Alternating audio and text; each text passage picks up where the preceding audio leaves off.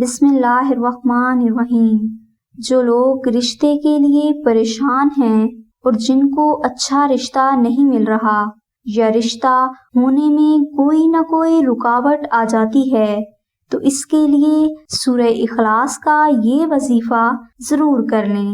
اس وظیفہ کو کرنے کے لیے منگل کے دن عشاء کی نماز کے بعد 3 تسبیح سورہ اخلاص، 1 تسبیح درود ابراہیمی اور 14 بار دعائے ناد علی کا بہت محبت اور توجہ کے ساتھ ذکر کریں۔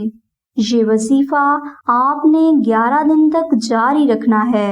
انشاءاللہ اس 11 دن کے وظیفہ کی برکت سے آپ کا رشتہ ہونے میں جو بھی مشکلات اور رکاوٹیں تھیں ختم ہو جائیں گی اور رشتہ بھی ہو جائے گا۔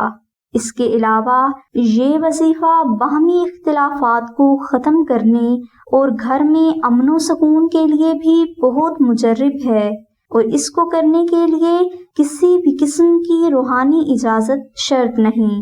اس لیے آپ رشتہ ہونے کے لیے یہ وظیفہ ضرور کر لیں، اور اگر کسی بھائی یا بہن کو اس وظیفہ کے متعلق مزید معلومات درکار ہو تو اس کے لیے تفصیلی لنک ڈسکرپشن میں دے دیا گیا ہے۔